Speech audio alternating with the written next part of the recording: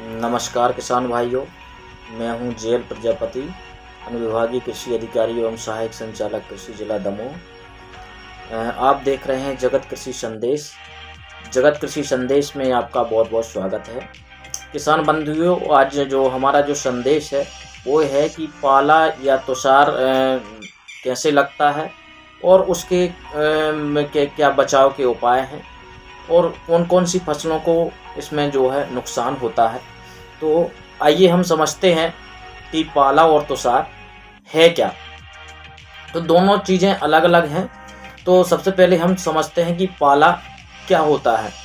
पाला जब जो है हमारे वायुमंडल का तापमान 0 डिग्री सेंटीग्रेड से नीचे चला जाता है, तो जो है वायुमंडल में जलवाष्प रहती है, वो जो है भाप न बन करके बर्फ के रूप में जम जाती है, जिससे पौधों में उपस्थित पौधों की कोशिकाओं में जो मौजूदा जल होता है, पानी होता है, वो जो है बर्फ में बदल जाता है।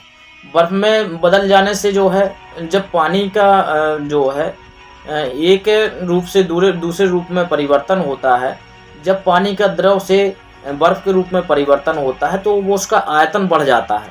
तो आयतन बढ़ने से कोशिकाओं में जो है कोशिकाएं फट जाती हैं, जिससे उनके जो जाइलम और फ्लोएम प्रभावित हो जाते हैं और पौधा जो है मुरझा जाता है, जिससे पानी का जो मूवमेंट है, अपवर्ड मूवमेंट है, वो रुक जाता है, तो जिससे पौधा मुरझा जाता है और सूख जाता है।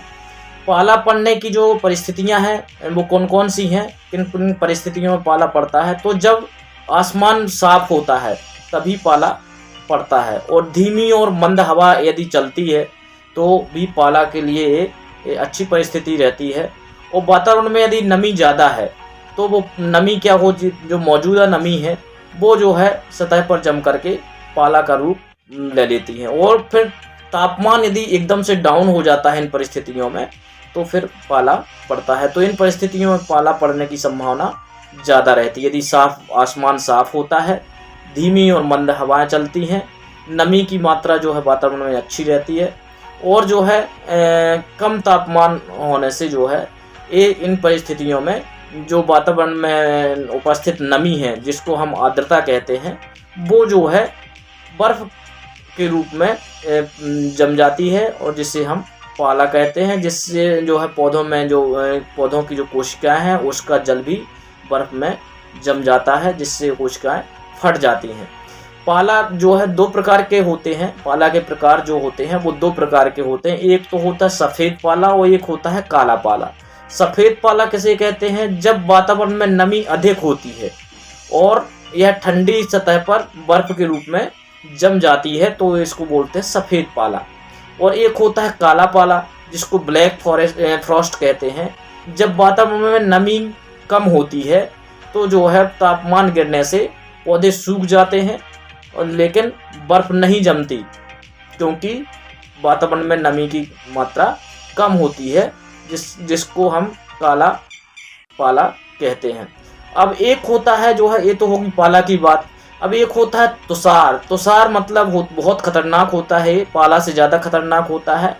इसको इंग्लिश में कोल्ड वेव को कहते हैं। जब शीत लहर चलती है तब तुषार पड़ता है, और जब तापमान गिर जाता है और बर्फ जमने लगती है जो है, तो उसे पाला कहते हैं। और तुषार तब पड़ता है जब शीत लहर चलती है।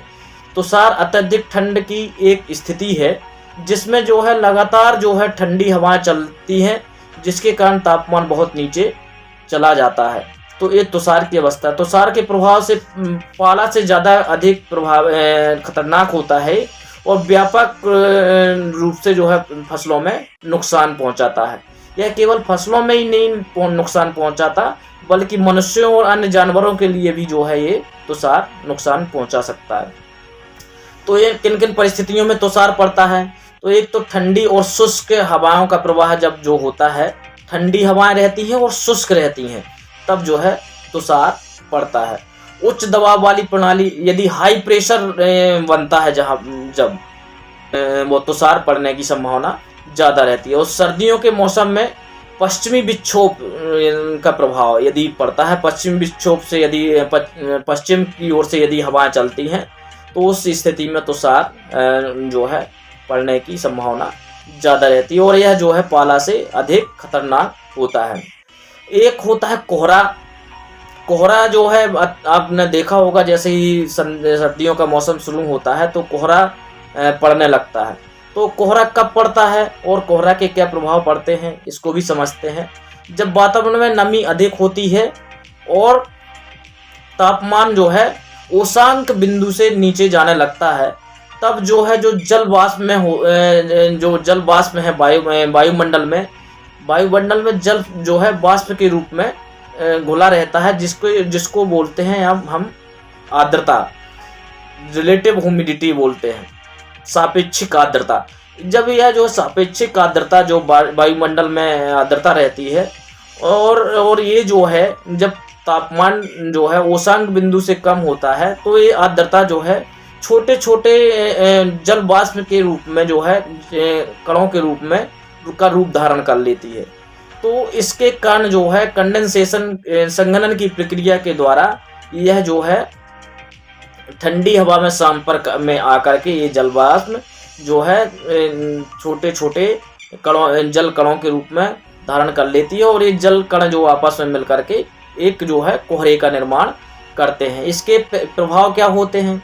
इसके कुछ लाभदायक प्रभाव भी होते हैं, कुछ हानिकारक प्रभाव भी होते हैं। लाभदायक प्रभाव ये है कि फसलों में जो है पानी पर्याप्त मात्रा में उपलब्ध हो जाता है। यदि आपके पास सिंचाई करने की सुविधा नहीं है तो आपकी फसलों में जो है पानी की नमी की मात्रा बढ़ जाती है। दूसरा इसका प्रभाव ये होता है, एक तो इसके जो है वैसे भी कुप्रभाव ज़्यादा होते हैं। एक तो अपन को यातायात प्रभावित होता है, जो है हमें देखने में समस्या उत्पन्न हो जाती है और यातायात प्रभावित होता है। दूसरा जो है जो फसलों में परागण की क्रिया होती है वो मुख्यतः जो है सुबह के टाइम होती है। फूल खिलने की अवस्था होती है सुबह, अर्ली मॉर्निंग, वो फूल खिल नहीं पाता है और जिससे वो परागण की क्रिया कम हो जाती है और फूल जो है जैसे किसान बोलते हैं कि हमारा फूल सूख गया है। पाला तुषार के अतिरिक्त जो है कोहरा से भी ये समस्या आती है कि परागण की क्रिया जो है अच्छी तरीके से नहीं हो पाती है, जिससे हमारा फूल जो है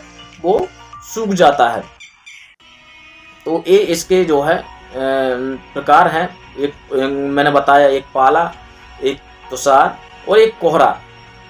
यदि हम पाला और तुषार में अंतर देखें तो यह जो पाला होता है वो स्थानिक रूप से बनता है, स्थानीय स्तर पर होता है, और जो तुषार होता है वो व्यापक स्तर पर होता है। व्यापक मतलब बड़े स्तर पर होता है, क्योंकि शीतलहर जो चलती है वो बड़े स्तर पर चलती है। और जो पाला होता है मुख्यतः रात में पड़ता है, लेकिन तुषार जो होता है वो जरूरी नहीं है कि रात में, ये दिन में भी पड़ सकता है। रात और दिन दोनों समय पर ये पड़ सकता है। और पाला में क्या होता है, पाला में पौधों पर बर्फ जमने के रूप में दिखता है।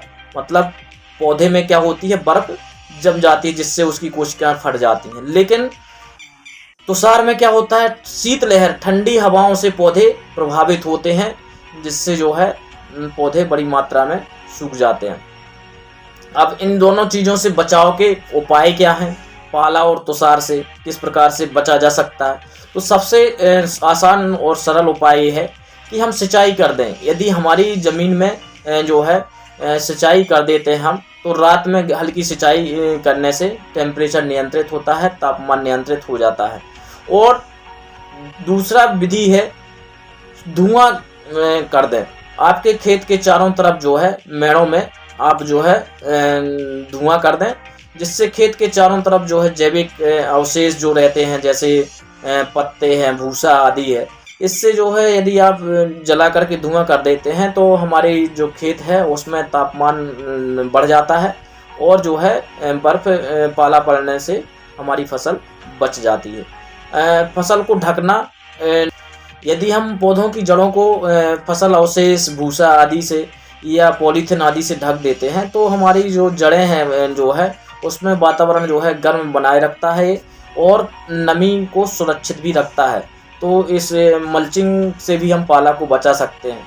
अब जो है एक और अन्य उपाय ये है कि खाद्य उर्वरकों का उपयोग हम किस तरीके से करना चाहिए। यदि हमें जो है लगता है कि टेम्परेचर बहुत डाउन होने वाला है, तो हम जो है रासायनिक उर्वरक हैं, जो नाइट्रोजन युक्त उर्वरक होते हैं जैसे यूरिया वगैरह, उनका छिड़काव कम करें, क्योंकि इनसे क्या होता है, फसल हमारी संवेदनशील हो जाती है और इससे ज़्यादा प्रभावशील होने की जो है संभावना रहती है। तो हमें यूरिया वगैरह का छिड़काव कम करना है और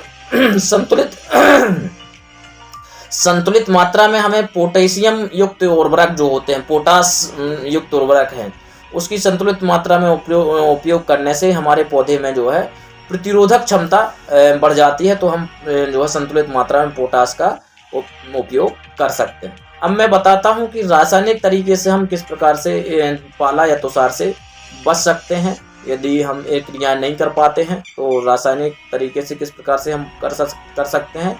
फसल पर जो है सिंथेटिक एंटी ट्रांसपेरेंट एक आता है जिसे क्योलिन कहते हैं, उसका 2 से 3% घोल बना करके यदि हम छिड़क देते हैं तो हमारी फसल पर जो है एक एंटी ट्रांसपेरेंट मतलब फसल में हमारी एक जो है सतह बन जाती है, जिससे जो है हमारी जो फसल है वो पाला या तुषार से बच जाती है। और पाला या तुषार से बचाने के लिए जो है 2% एलिमेंटल सल्फर आता है, उसका घोल बना करके यदि हम छिड़क देते हैं 100 लीटर पानी में 2 किलो सल्फर, तो प्रति एकड़ के हिसाब से, तो हम जो है पाला से बचा जा सकता है। पोटेशियम नाइट्रेट 2% का घोल का छिड़काव भी हम कर सकते हैं, जिससे जो है पाला से बचाया जा सकता है। एक फंजीसाइड आता है स्वाधीन करके, सुमोटोमो कंपनी का आता है, तो इसमें जो है 65% सल्फर होता है और 10% टेबुकोनाजोल होता है।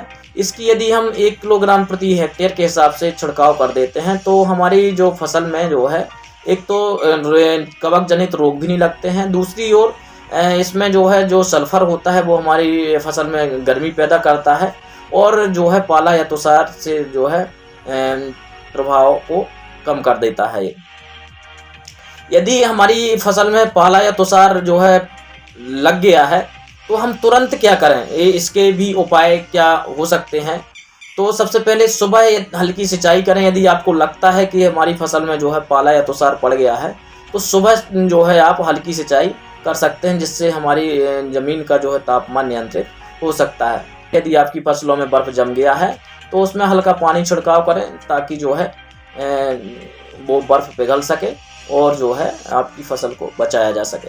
एक माइक्रो क्लाइमेट तैयार कर सकते हैं आप। पौधों के आसपास छोटे ढांचे आप बना सकते हैं, जैसे ग्रीन नेट का उपयोग करें, जिससे जो है क्या होता है कि माइक्रो क्लाइमेट बन जाता है और हमारी फसल बच जाती है। पॉलीथीन के ढांचे भी बना सकते हैं, लो टनल का उपयोग करके हम जो है पौधों को ठंड से बचा सकते हैं, जिससे माइक्रो क्लाइमेट जो है तैयार होता है और हमारी जो फसल है वहाँ पर जो है तापमान जो है नियंत्रित रहता है और जो है बर्फ़ जमने से बच जाती है और पाला और तुषार से हमारी फसल बच जाती है। ये तमाम उपाय हैं जिन उपायों का उपयोग करके हम अपनी फसल को पाला या तुषार से बचा सकते हैं। यदि हमारा वीडियो अच्छा लगा हो तो वीडियो को लाइक ज़रूर करें और यदि हमारे चैनल को अभी तक सब्सक्राइब नहीं किया तो सब्सक्राइब कर लें और बेल आइकन ज़रूर दबाएं ताकि हमारे अन्य वीडियो के नोटिफिकेशन आपको प्राप्त हो सकें। एवं जो है लोगों तक हमारे वीडियो को शेयर ज़रूर करें ताकि ये महत्वपूर्ण जानकारी अन्य लोगों तक भी पहुंच सके। अंत में मैं यही कहना चाहता हूं कि जय जवान, जय किसान, जय विज्ञान और जय अनुसंधान। बहुत बहुत धन्यवाद।